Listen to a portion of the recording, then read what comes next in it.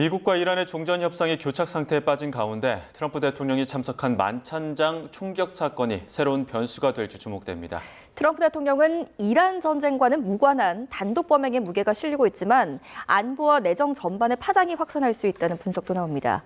김열수 한국군사문제연구원 안보실장, 성일광 서강대 유로메나 연구소 교수와 함께합니다. 두 분 다 어서 오십시오. 네, 안녕하세요. 먼저 이번 총격 사건, 트럼프 대통령이 참석한 백악관 출입기자단 만찬장에서 발생했는데요. 미국 대통령 부부와 행정부 고위 인사들이 한꺼번에 위험에 노출된 상황이었습니다. 먼저 화면으로 당시 모습 보고 오겠습니다. 미국 워싱턴 힐튼 호텔에서 열린 백악관 출입기자단 만찬. 도널드 트럼프 대통령과 백악관 주요 인사들이 한자리에 모였습니다.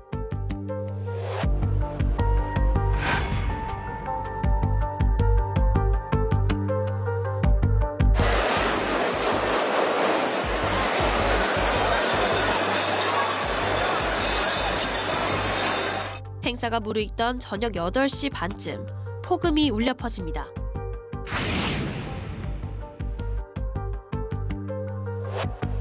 I heard a noise and sort of thought it was a tray. I thought it was a tray going down. You know, I've heard that many times, and it was a pretty loud noise. And it was from quite far away. He hadn't breached the area at all. They really got him. But so it was quite far away. Open the door! Just open the door!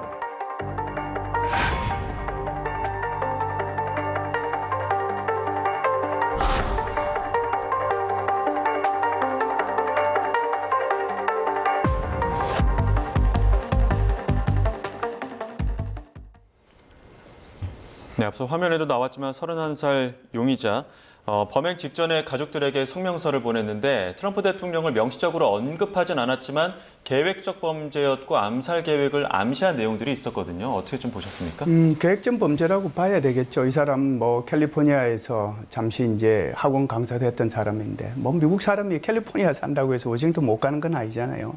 그럼에도 불구하고 이제 거기로 갔다는 거고, 두 번째는 이제 힐튼 호텔에 투숙을 했다고 그러더라고요. 예. 그러면서 이제 지하 1층에서 총기를 조작을 하고 그리고 이제 행사장으로 내려갔다라고 하니까 그것이 굉장히 이제 계획적이라고 보고, 두 번째는 이제 범행 직전에 이제 가족들한테 SNS를 보냈잖아요. 그 보낸 거 보면 이제 왜 내가 이런 범행을 저질러야 되고 또 그 표적이 누구냐라고 얘기를 했잖아요. 그래서 이제 거기에 보면 우선 표현하기가 좀 벅차긴 한데 어찌됐든 아동 성애자, 그리고 이제 반역자, 강간범, 이게 이제 세 개를 하나로 표현을 할지 각각을 표현할지는 좀 차이는 있어요. 근데 예를 들어서 이런 거죠. 아동 성애자이면서 강간범이면서 반역자, 이걸 이제 한 사람으로 표현할 수도 있고 각각으로 표현할 수도 있겠거든요. 그래서 이제 앱스타인하고 직접적으로 관련이 되니까 이 문제는 직접적으로 트럼프 대통령을 겨냥했다라고 하는 것을 알 수가 있고요. 그리고 이제 여기에 또 다른 것은 고위공직자부터 이렇게 이제 표현을 했잖아요. 예. 그런 걸 보면 이것은 하루 이틀에 이렇게 준비한 것은 아니고 꽤 시간을 들여서 준비된 계획된 범죄다, 이렇게 얘기할 수 있습니다. 네. 자, 트럼프 미국 대통령은 용의자가 정신이 이상한 사람이고 더 반기독교적 성향을 가진 인물이라고 분석을 했는데요. 미 행정부는 관료들을 겨냥한 범죄라고 보고 있습니다. 관련된 목소리 모아봤습니다. 듣고 오시죠. Had a lot of hatred in his heart for quite a while, and he just, I don't know, it was a religious thing. It was strongly anti-Christian administration, and the guy is a sick guy. When you read his manifesto, he hates Christians. That's one thing for sure. He hates Christians, a hatred. And I think his sister or his brother actually was complaining about it. You know, they were even complaining to law enforcement. So he was a very troubled guy. We're still investigating motive, and that's something that will necessarily take a couple of days at least. We believe that he was targeting administration officials in this attempted attack. We have preliminary work into some of his electronic devices and talking to some of individuals who knew him, but it does appear that he did, in fact, have set out to target folks that work in the administration, likely including the president.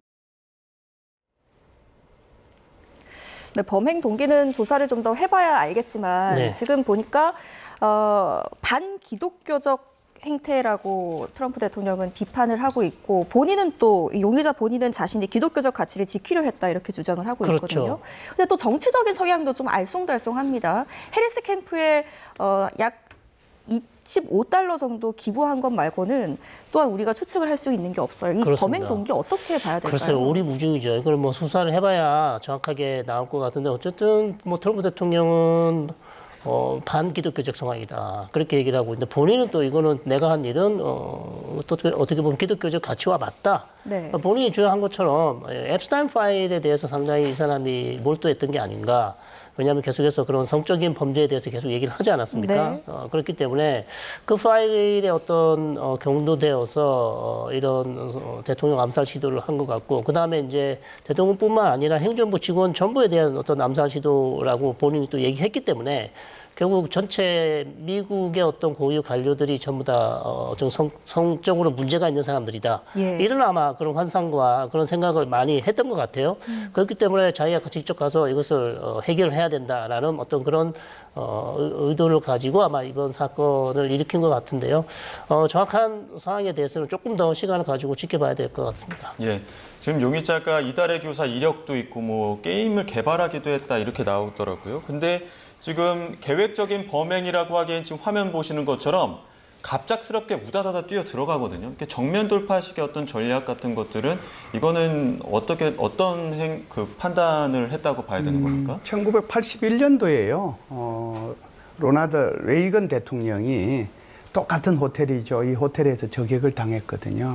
그때는 이제 지하로 바로 들어간 것이 아니고 이게 출입구가 그러니까 지상에 있는 거기에서 이제 차를 내려가지고 들어가고 나오고 하는데 그게 이제 한 들어가는 데까지 한 9m 정도 됐을 거예요. 근데 그걸 노려가지고 총격을 가했거든요. 물론 이제 뭐 사망하지는 않았지만 그때 이제 위험을 회피를 했는데 거기에 비하면은 지금 말씀하신 것처럼 칼텍이라고 그러면은 우리 대한민국 그 대학생들도 가장 가고 싶어 하는 대학교 중에 하나입니다. 용의자가 나온 대학. 그렇죠. 캘리포니아 테크놀로지니까 이제 캘리포니아 저 주립대의 그 공과대학이죠. 그러니까 미국에서도 굉장히 그 좋은 대학교거든요. 그러니까 뭐 사실상 이걸 그대로 얘기를 하면은 공과대학 출신의 좋은 대학교니까 머리는 꽤 괜찮은 사람이다. 네. 이렇게 그냥 우리가 판단은 할 수 있잖아요.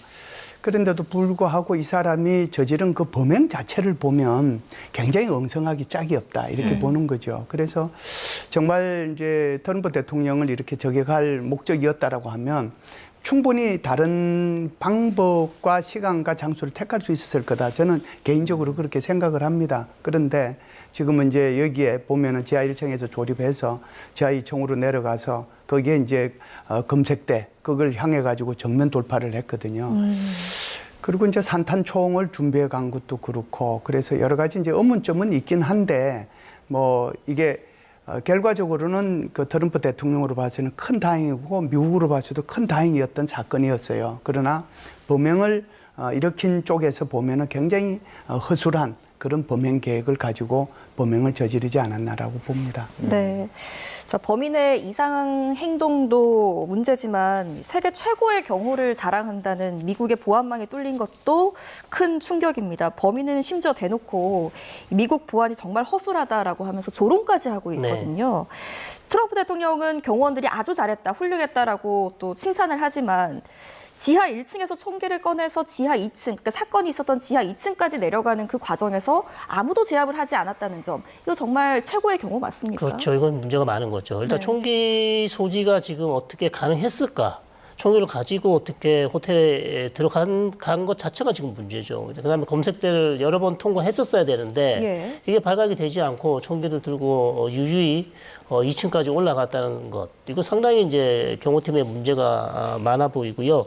결국 이 부분에 대해서는 아마 저 백악관 내나 아니면 비밀경호국 내에서 아마 심각하게 이 부분을 뭐가 잘못됐는지는 아마 문제를 해결해야 될 부분이라고 생각하고 이스라엘 같은 경우도 사실 1995년에 이삭 라빈 총리가 결국 이스라엘 구구파에 의해서 암살을 당했거든요. 그러니까 그 당시에도 보시면 상당히 문제가 많았던 게 이제 경호에 문제가 많았던 것이죠. 총리가 앞으로 걸어갈 때 외부에서 뒤쪽에서 나와서 총을 쏴서 결국 암살을 했단 말이에요. 그렇다면 신변 보호에 상당히 문제가 많았던 것이고, 그리고 트럼프 대통령 이번에 3번째잖아요. 그럼 계속해서 앞으로 추가적인 어떤 범행 시도가 있을 가능성도 높단 말입니다. 그렇다면 네. 앞으로는 경우에 상당히 준비를 많이 해야 되고, 만약에 준비를 그래서 이번 사건만 보더라도 이렇게 허점을 보였기 때문에 경우 전체에 대한 지금 준비가 필요해 보이고, 그다음 찰스 황태자 또 영국에서 오지 않습니까? 그렇다면 이 부분에 대해서도 경호를 새롭게 해야 된다는 그런 얘기도 지금 나오고 있는 그런 상황입니다. 말씀하신 것처럼 이번이 암살 시도 3번째입니다. 지금 보시는 화면이 이제 지난번에 대선 유세 과정에서 있었던 화면이기도 한데, 트럼프 대통령이 사건 직후에 평화적인 방법으로 갈등을 해결해달라고 호소하기도 했습니다. 그러면서 이번 일로 이란 전쟁에서 물러나지 않겠다, 이런 입장도 분명하게 밝혔는데요. 저희가 관련 목소리를 모아봤습니다. 들어보시죠. The first time in the past couple of years that our republic has been attacked by a would-be assassin who sought to kill.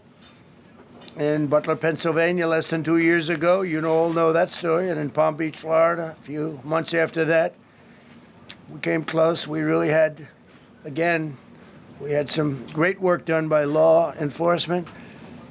But in light of this evening's events, I ask that all Americans recommit with their hearts in resolving our difference peacefully. And it's not going to deter me from winning the war in Iran.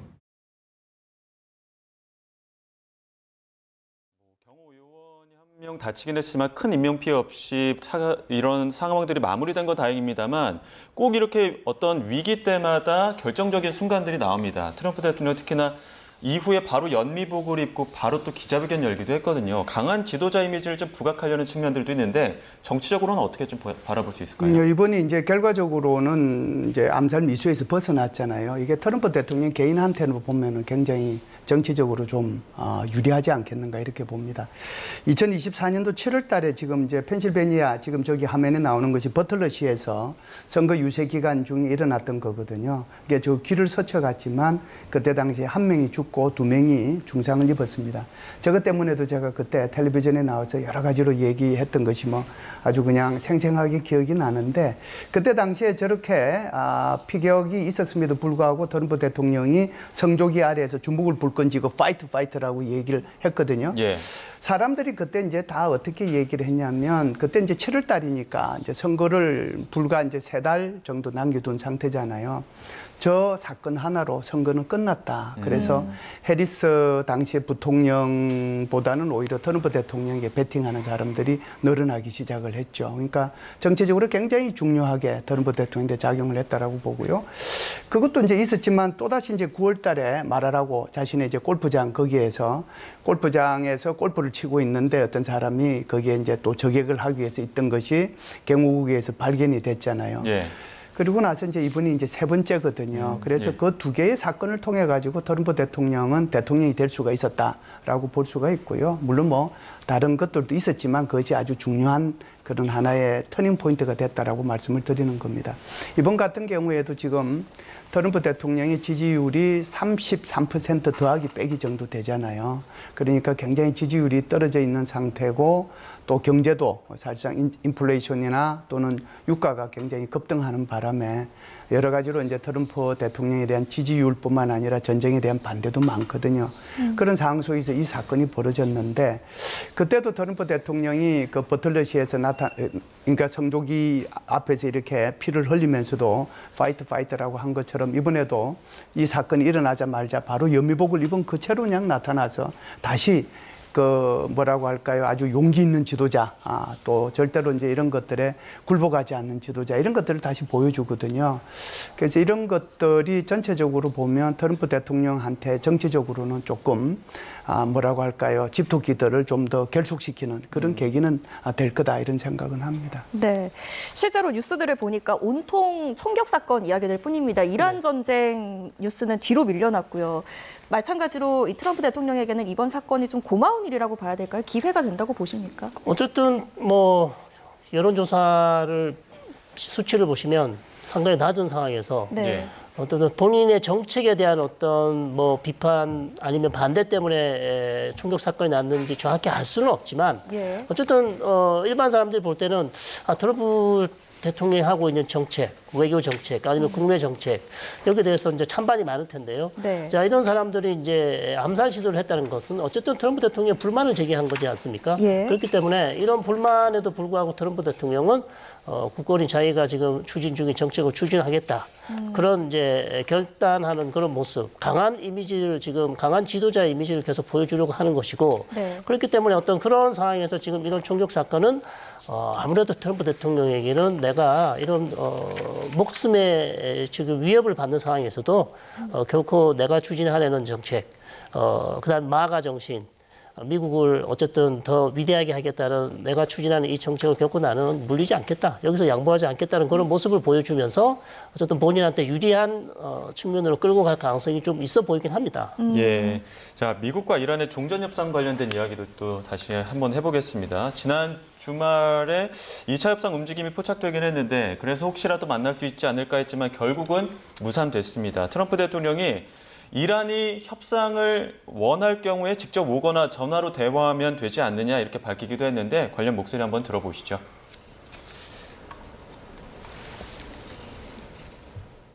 We have great respect for the Field Marshal of Pakistan and for the Prime Minister of Pakistan. They're great people. They really are good. But, you know, it's a 17, 18-hour flight.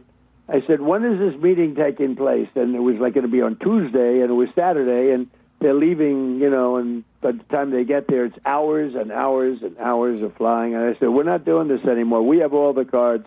If they want to talk, they can come to us or they can call us. You know, there is a telephone. 협상장에서 이란 협상단 측이 먼저 자리를 떠났고 이후에 우리는 파키스탄에 협상단 보내지 않겠다 하면서 필요하면 전화하겠다라고 얘기한 거거든요. 어떻게 좀 해석할지. 사실상 이제 트럼프 대통령은 아무래도 이제 여기 아라거치 장관이 오니까 그러면은 이제 협상이 있을라나 그런 생각을 가지고 그래서 이제 위트코퍼하고 큐슈나한테 이제 출발할 준비를 해라. 그리고 이제 벤스 부통령도 혹시 그쪽에서 갈리바프가 오게 되면 벤스 부통령도 갈 준비를 이제 그렇게 하고 있었거든요. 그런데 이제 이란 국영방송에서 하는 얘기나 그다음에 이제 아라거치 장관이 이제 나타나서 하는 얘기가 전혀 딴판으로 흘러갔단 말이죠. 나는 지금 여기에 미국하고 협상하러 온 게 아니다. 그냥 나는 여기 들렀다가 오만 들렀다가 러시아로 가는데 내가 외교 순방길에 여기 온 거다라고 얘기를 한 거예요. 그러면서 이제 떠난다고 그러니까 트럼프 대통령이 그래 그러면은 뭐 우리도 안 보낸다라고 얘기를 했는데 그 소리 하자 말자 이제 트럼프 대통령이 10분 전에 무슨 새로운 제안을 받았다라고 얘기를 했거든요. 예. 그렇다라고 하면은 이 아라거치 그 외교부 장관이 그러면 이슬라마바드에 정말 요새같이 이렇게 바쁜 날에 그냥 외교하기 위해서 갔겠냐 하는 거죠. 그렇다라고 하면 이것은 지난번에 그 문희로 그 총사령관이 이란을 방문해가지고 미국의 어떤 협상안 그걸 이제 전달을 했잖아요. 중재국이. 그렇죠. 네. 거기에 대한 답변으로 그 답변서 비슷한 걸 가지고 아마 이게 파키스탄으로 갔고 그 파키스탄이 그걸 이제 전달해 줬고 예. 그 파키스탄에서 이걸 받으니까 이걸 바로 이제 미국으로 쏴준 거죠. 그러니까 트럼프 대통령이 이걸 받았다 10분 전에 그렇게 이제 얘기가 흘러가고 있는 게 아닌가 그렇게 생각을 합니다. 네. 자, 트럼프 대통령은 핵 문제에 있어서는 절대 물러설 기미를 보이지 않고 있는데 또 이란은 호르무즈 해협 개방하지 않으면 우리 협상장에 나타나지 않겠다라고 얘기를 그렇죠. 하고 있고요. 이 전화 협상조차도 지금 이루어질 수 있을지가 불투명한데 어떻게 네. 전망하십니까? 당분간은 지금 교착 상태가 이어질 수밖에 없다 이렇게 보이고요. 아락지 외무장관이 이슬라마바드 갔지만 거기에서 아마 파키스탄 쪽에 넘긴 어떤 미국 제안에 대한 답변은 지금 나오는 보도를 보시면 핵 관련해서는 별로 대답한 게 없다. 네. 그러면 뭐에 대해서 어떤 내용인가 하니 호르무즈 해협을 이제 앞으로 어떻게 개방할지 그리고 자신들이 원하는 전쟁 배상 문제 뭐 이런 문제 그다음에 호르무즈 해협 앞으로 우리가 어떻게 통제를 할지 뭐 이런 문제에 대해서 자신들의 입장을 그냥 전했다. 우리는 이렇게 생각한다. 그럼 미국은 어떻게 생각하는지 답변을 줘라. 이런 식으로 지금 얘기를 했다고 하기 때문에 이 내용을 이제 파키스탄 쪽에서 미국으로 넘겼다면 트럼프 대통령이 거기에 대해서 어떻게 지금 어떤 결정을 할 가능성은 없죠. 트럼프 대통령 가장 중요한 문제는 지금 핵 문제인데 핵 문제에 대해서 우라늄 농축이나 아니면 고농축 우라늄을 어떻게 하겠다라는 그런 구체적인 해법은 없고, 그래서 지금 파키스탄 쪽에서 하는 얘기는 핵 문제는 뒤로 미루자. 왜냐하면 논의 자체가 너무 어렵고 시간도 많이 걸리기 때문에 일단 전 세계적으로 가장 어려운 문제가 호르무즈 해협 개방이기 때문에 일단 먼저 호르무즈 해협 개방에 대해서 미국과 이란 간 협상을 먼저 하고 그다음에 핵 문제를 나중에 하자라고 지금 미국 측에서 제안하고 있다는 보도가 많이 있습니다. 그렇기 때문에 현 상황에서는 지금 이제 미국이 결정을 해야 되겠죠. 핵은 나중에 논의하더라도 일단 호르무즈 해협부터 그러면 어떻게 양측 간에 동시에 풀든지 아니면 미국이 먼저 풀어서 이란이 협상 테이블로 나올 수 있도록 해줄 것인지 거기에 대해서 트럼프 대통령이 결정을 해야 되는 그런 상황이라고 보고요. 현 시점에서는 핵 문제는 조금 뒷전으로 밀렸다 이렇게 말씀드릴 수 있을 것 같습니다. 네. 물밑 협상이 어떻게 돌아가는지는 저희가 예측의 범위이기 때문에 어떻게 되는지 알 수는 없겠습니다만 그래서 더욱더 그 행보에 주목할 수밖에 없습니다. 네. 아라가치 외무장관이 지금 그 파키스탄에 있다가 원래 러시아로 가는 건데 이제 오만 들렀다 다시 파키스탄으로 돌아갔거든요. 네. 이거는 어떤 뭐 다른 주요 변수가 있었기 때문이라고 봐야 됩니까? 제가 볼 때는 이유가 있다라고 봐요. 이제 좀 전에 제가 말씀드렸다시피 트럼프 대통령이 이슬람마바드로 협상단 보내는 것을 취소하면서 10분 전에 새로운 제안을 받았다라고 그랬잖아요. 예. 그러면은 새로운 제안을 받았으니까 미국이 여기에 대해서 답변을 해야 될 거 아닙니까? 그 답변서를 아마 파키스탄으로 보냈을 겁니다. 그러면은 이제 파키스탄에서는 이걸 받아보고 여기에 대해서 그러면 어떻게 대응해야 될 건가? 그게 필요하거든요. 그렇기 때문에 아라가치 그 외무부 장관은 오만으로 갔어요. 그런데 거기에 나머지 협상 단원들은 다시 이란으로 돌아갔습니다. 왜냐하면 거기서 이제 답변을 받아와야 되니까. 그 얘기는 그 답변을 받아가지고 다시 이제 그 파키스탄으로 돌아오지 않는가. 그러면은 파키스탄에서 그 내용을 아라가치가 다시 한번 확인을 해보고 그리고 나서 이제 뭐 미국하고 얘기를 하거나 그렇지 않으면 러시아로 가겠다. 그러니까 이것도 이제 다 내피셜입니다. 내피셜이지만 지금 말씀하신 것처럼 추론의 영역이긴 하더라도 행보를 보면 그것 말고는 달리 설명할 길이 없거든요. 그래서 지금 이 아라가치가 저기 오만으로 갈 때는 그 무니르 사령관이 타는 비행기 전용기 타고 가고 자기네들이 원래 이 이슬람마바드로 이란에서 타고 왔던 비행기는 그 협상 단원들이 다시 돌아갔다가 오는데 사용하고 그런 거거든요. 그러면 그럴 이유가 없는데 왜 그랬겠느냐라는 설명으로는 이거 말고는 설명하기가 곤란하다 이렇게 보죠. 정부 고위급 인사가 다른 나라 전용기를 사용해서 이동한 거, 이거 참 이례적인 일인데 그 배경은 어떻게 보십니까? 글쎄요. 그거 뭐 다른 대표단이 남아 있기 때문에 테헤란으로 가야 되기 때문에 뭐 전용기가 뭐 두세 대가 있으면 나눠서 타고 갈 수 있겠지만 어쨌든 남은 대표단은 또 테헤란을 가야 되기 때문에 이란이 타고 온 비행기를 타고 갔을 것이고, 그럼 아라가치 외무장관은 오만을 가야 되는데 어쨌든 아심 무니르 아니면 샤리프 총리가 되어준 전용기를 타고 이제 갔다는 얘기인데, 일단 뭐 보안상도 전용기를 타는 게 훨씬 안전하다고 생각했을 수 있고요. 그다음에 또 지난 1차 회담 때도 보시면 이란이 파키스탄 올 때 비행기 한 대만 타도 될 텐데 세 대를 타고 왔다는 얘기가 있습니다. 그러니까 뭐 미국이나 이스라엘의 공격이 있을 수도 있다. 그렇기 때문에 전용기를 타고 그다음에 또 뭐 도청이나 이런 여러 가지 또 보안상의 문제도 있기 때문에 아마도 전용기를 빌려서 타고 갔다 오지 않았는가 이렇게 보입니다. 예. 그 트럼프 대통령은 핵 문제만큼 이제 포기하지 않겠다는 입장을 재차 밝혔는데 아라가치 장관은 파키스탄으로 갈 때 우리 핵 문제 같은 거는 논의할 생각이 없다. 다른 것들만 논의를 했거든요. 가장 쟁점이 되는 부분에 대해서는 아라가치 장관이 논외로 해놓고 있는 상황은 어떻게 바라봐야 될까요? 그러니까 이제 이 문제를 사실상 이란에 지금 실질적으로 이란을 지배하고 있는 집단이 누구냐 하고 직접적으로 관련이 있지 않겠나라고 생각을 해요. 그래서 사실상 어떻게 보면 이란의 국회의장도 사임을 했다 이런 얘기 있다가 이란 국회에서 아니 계속해서 임무 수행하고 있다라고 얘기하는 거고, 아라가치 장관 같은 경우에도 뭐 탄핵해야 된다라고 했는데 계속해서 임무를 수행하거든요. 그러면 실제로 이 사람들은 허수아비 역할만 하는 게 아닌가. 그럼 실제적으로 이걸 누가 장악하고 있느냐 하면 결국은 이란의 혁명수비대가 이걸 장악하고 있는 게 아닌가. 그럼 이란의 핵맹수비대가 가장 강조하고 있는 것은 아예 핵 문제는 지금 우리 성일강 교수님께서 말씀하셨지만 핵 문제는 의제에서 빼라라고 얘기하는 거거든요.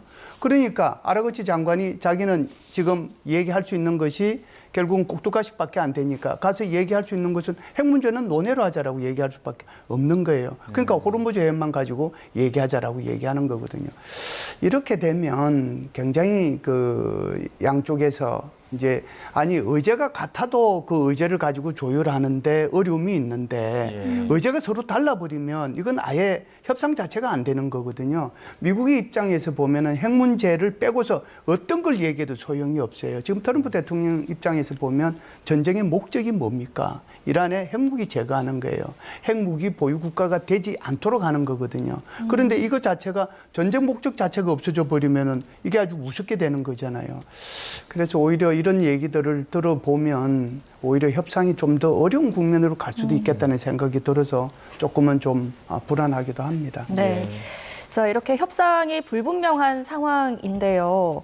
미국은 이란을 움직여줄 수 있는 존재가 러시아보다는 중국이 될 수도 있겠다라는 생각을 하는 것 같아요. 네. 지금 중국이 이란과의 문제에 있어서 더 많은 도움을 줄 수 있을 것이다라고 이야기를 했는데 사실상 중국이 이란을 좀 움직여줬으면 좋겠다 이런 그 내심을 좀 표한 겁니까? 그렇죠. 아무래도 이제 러시아보다는 중국이 낫다고 판단하겠죠. 러시아는 진짜 오랜 기간 이란과 같이 해왔고 무기도 많이 공급해줬고 그다음에 시리아에서 또 같이 전쟁을 했었고 했기 때문에 근데 최근에 중국 쪽이 좀 많이 도와주기를 미국 쪽이 기대하고 있을 텐데요. 그다음에 또 중국이 사실 경제적으로 이번 호르무즈 해협이 막히고 나서 이란으로부터 값싸게 들여오던 원유를 수입도 못하고 있기 때문에 경제적으로 조금 타격을 입고 있는 상황이기 때문에 그리고 또 중국과의 또 시진핑 주석과의 정상회담도 앞두고 있습니다. 네. 그렇다면 중국이 좀 이란에 대한 지렛대를 이용해서 협상에서 좀 잘 나올 수 있도록 그다음에 협상에서 미국이 원하는 어떤 조건들에 대해서 좀 양보할 수 있도록 노력을 해주길 바라고 있는데 사실 중국이 그런 구체적인 그리고 적극적인 노력을 보여주지 않고 있어요. 예. 가시적으로 보이지 않습니다. 물론 마쿠에서는 어떻게 하고 있는지는 알 수는 없으나 그렇기 때문에 가시적으로는 전혀 지금 이란을 압박하는 카드를 쓰고 있지 않다. 오히려 뭐 이란에게 뭐 무기를 공급할 수도 있다는 이런 보도도 나오고 있었기 때문에 네. 결국 트럼프 대통령 입장에서는 중국이 좀 더 많은 역할을 해줬으면 좋겠다는 그런 메시지를 계속 전달하고 있지만 시진핑 주석이 거기에 화답할지는 지켜봐야 될 것 같습니다. 지금 당장은 핵심적인 중재국으로서 그 파키스탄이 어떤 역할을 할 수 있을지가 좀 많이 더 주목되는 상황인데 사실상 도시 전체를 좀 봉쇄한 상황이었었는데 조금씩 빗장을 풀고 있다고 하더라고요. 네. 결과는 결국 대면 협상이 조금 늦어질 가능성에 대해서 파키스탄도 염두에 두고 있다고 봐야 됩니까? 그렇죠. 그렇다라고 봐야죠. 이제 아라그치 장관이 다시 이제 이슬람마바드로 돌아갔죠. 이슬람마바드로 돌아갔으니까 돌아가서 이제 무슨 내용인가를 다 아마 파악을 했겠죠. 그래서 다시 여기서 나가 더 있어야 될 이유는 없다. 그러면 이제 러시아로 가는 거지 않습니까? 예. 러시아로 가게 되면은 2차 협상은 없는 거죠. 그러니까 아마 그런 전반적인 상황을 파악한 파키스탄에서 이렇게 이제 뭐라고 할까요? 뭐 여러 가지 조치 취했던 것을 해제하고 뭐 그러고 있는 게 아닌가. 그래서 2차 협상은 굉장히 순년될 가능성이 커졌다 이렇게 봅니다. 네. 자, 앞서서도 짚어주셨지만 지금 아라그치 외무장관이 이제 이슬람마바드에서 러시아로 향했습니다. 푸틴 대통령을 27일에 접견한다고 하는데 네. 여기서 러시아에게 어떤 걸 뭐 요구할 가능성도 있을까요? 그렇습니다. 뭐 이란이 어려울 때마다 사실 러시아를 많이 방문했어요. 네. 이번 전쟁 초기에도 알리 라리자니가 모스크바에 갔었고 그다음에 트럼프 대통령이 또 최근 한 달 전인가요? 푸틴 대통령과 전화를 1시간 반 정도 통화를 했다는 얘기도 있고 네. 어쨌든 러시아도 이란에 대한 레버리지, 즉 지렛대가 있기 때문에 좀 설득할 수 있는 그런 운신의 폭은 분명히 있습니다. 그런데 이제 갑자기 또 아라그치 외무장관이 이제 오만에 이어서 러시아로 가는 것은 러시아가 항상 했던 얘기가 있습니다. 미국 측에도 얘기했습니다만 우리가 얼마든지 441kg, 순도 60% 이상 되는 고농축 우라늄 우리한테 반납시켜도 된다. 우리가 잘 처리해 줄게. 네. 트럼프 대통령이 여러 차례 제안을 했지만 트럼프 대통령이 러시아를 신뢰하지 않아요. 왜냐하면 이 핵 문제를 러시아까지 같이 들어와 버리면 러시아도 상당히 중요한 국가로 만들어주기 때문에 그렇기 때문에 이제 트럼프 대통령 입장에서는 또 러시아를 또 신뢰하지 않는 부분도 있습니다. 워낙 이란이랑 친하기 때문에 보호해준다고 그러고 나중에 뒤에서 또 뭐 한 절반 정도를 이란 쪽에 준다든지 뭐 이런 또 일이 일어날 수도 있기 때문에 그 부분에 대해서 상당히 이제 반대를 많이 했고 그러니까 러시아보다는 IAEA나 아니면 유럽 국가도 얼마든지 우리가 받을 준비가 돼 있다고 얘기를 했습니다만 이란 쪽에서는 계속해서 이제 고농축이라는 반출을 거부하고 있고 아니면 뭐 100% 반출은 안 된다. 절반 정도는 우리가 가지겠다. 계속 이런 얘기를 해왔기 때문에 아마도 이란 외무장관 다시 가서 푸틴 대통령에게 가서 어떤 모종의 어떤 제안 아니면 트럼프 대통령을 좀 설득해달라는 그런 얘기를 할 수도 있어요. 그러니까 외교적으로. 그렇기 때문에 근데 뭐 무기를 받겠다. 그거는 좀 어려워 보입니다. 왜냐하면 러시아도 지금 우크라이나 전쟁 중이기 때문에 무기가 많이 부족한 상황에서 이란에 줄 수 있는 무기가 과연 뭐가 있을까? 이란이 가장 필요한 것은 S-300이나 S-400 방공망인데 지금 러시아도 부족한 방공망을 이란에게 제공해 줄 리는 만무하다 이렇게 봅니다. 네. 2차 협상 주말에 무산된 뒤에 트럼프 대통령이 더 나은 제안이 왔다라고 얘기한 다음에 협상단이 이란 오만으로 나뉘어서 갔다가 다시 파키스탄에서 모이지 않았습니까? 네, 네. 그러면은 이란 쪽에서는 더 나은 제안을 했던 그 주체는 누가 있을까요? 뭐 우리 실장님께서 잘 말씀해 주셨지만 지금 이란 내의 실권자는 뭐 누가 뭐라 해도요 혁명수비대 사령관들입니다. 네. 혁명수비대 사령관들이 뭐 한 사람만 하는 건 아니고 여러 사람이 이제 어떻게 보면 집단 지도부 체제를 형성하고 있고 그러니까 지금 사실 갈리바프가 사임을 했다는 뭐 확인은 안 되고 있지만 협상단 대표에 예, 협상단 대표에서 오지를 않았잖아요. 예. 사임하지 않았더라면 왔어야 된단 말이죠. 왜 안 왔지 혼자서 왔냐 이거죠. 그렇다면 예. 뭐가 문제가 있긴 있다는 얘기입니다. 그렇기 때문에 이 모든 것을 그럼 누가 결정했느냐?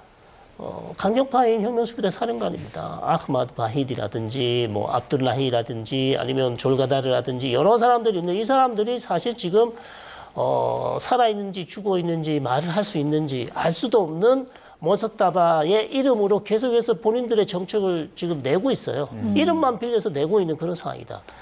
그런 상황이기 때문에 이 사람들은 사실상 강경 정책을 계속 원하고 있고 이 사람들 때문에 사실 지금 이번 내용도 보시면 핵에 대해서는 절대 얘기하지 마라. 당신한테 권한이 없다. 그건 차차 시간이 되면 우리가 결정할 것이다.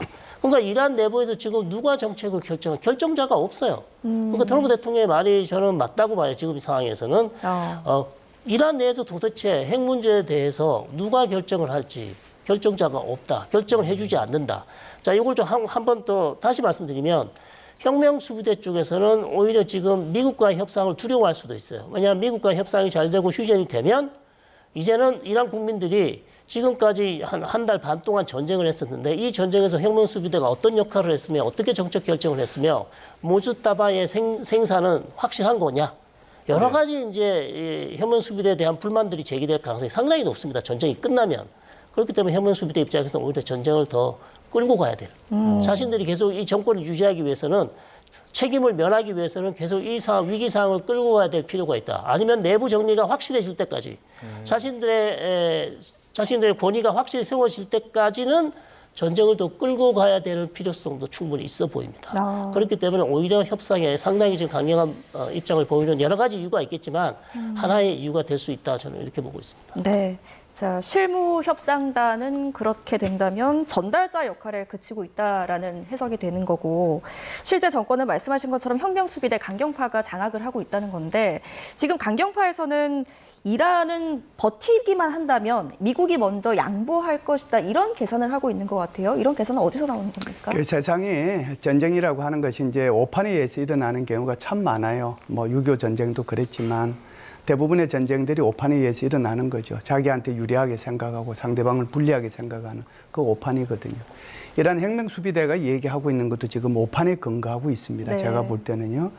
이란의 경제가 이만큼 버틸 수 있을 정도로 지금 견고하지 못해요. 뭐 공무원들, 군인들 봉급 못 주는 거는 뭐 문제가 덜 될 수도 있지만 인플레이션이 그냥 전쟁 전에 비해서 엄청나게 올라가고 리라화가 그냥 엄청나게 가치가 떨어지고 그런 상황이거든요. 게다가 지금 이제 미국이 이란에 대해서 원유 제재 해제를 한 달 동안 해줬지 않습니까? 그런데 4월 19일부로 다시 제재 들어갔거든요. 그리고 지금 현재 바다에 떠돌아다니는 이란의 원유선 그런 거 저기 유조선 이거 어떤 나라나 또는 어떤 기업이 거기 사주면 그 세컨더리 보이콧 하겠다고 그랬어요. 네. 그리고 또 이란의 기업들에 대해서 또 개인들에 대해서 제재한다고 블랙리스트도 발표했지 않습니까? 그것뿐만 아니고 가상화폐 그 500억인가요? 그 정도 되는 가상화폐도 또 차단했지 않습니까?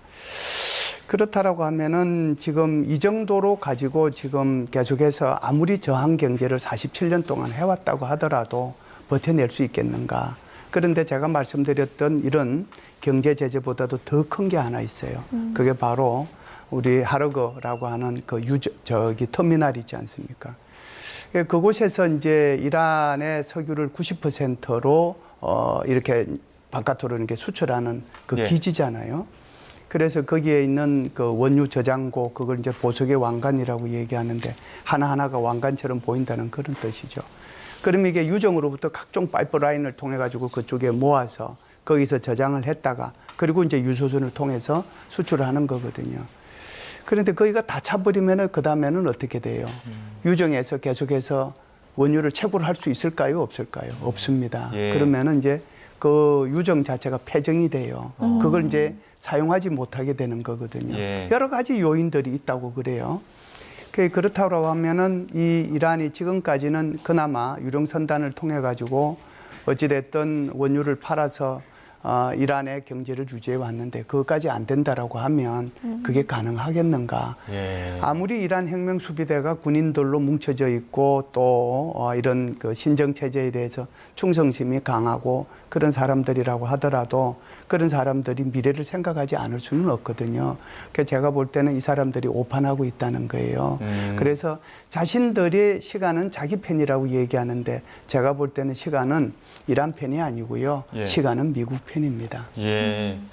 성 교수님께서 어떻게 보십니까? 그러니까 이제 우리 실장님이 잘 말씀해 주셨지만 이란 입장에서 상당히 경제가 어렵죠. 어려운 거는 이거는 부인할 수 없는 사실인데 이란 지금 집권 세력이 미국과 다른 것은 미국은 이제 국민의 여론, 미국 국민들의 여론, 그다음에 세계 여론, 그다음에 유가 모든 걸 지금 생각을 해야 되잖아요. 감안을 해야 됩니다.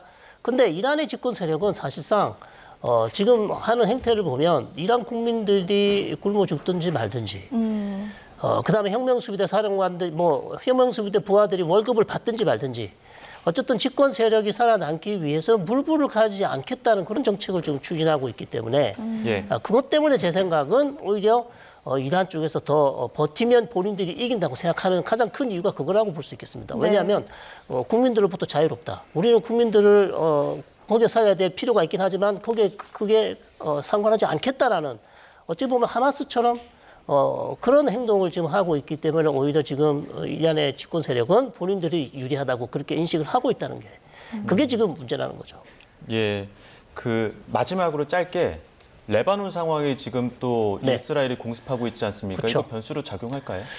이거는 이제 미국과 이란 간의 협상이 진행되면 이란이 거론할 거예요. 그런데 협상이 진행되지 않잖아요. 그러면 전혀 문제가 없습니다. 이거는 트럼프 대통령 입장에서는 이걸 어쨌든 3주 휴전을 또 선언했지만 아주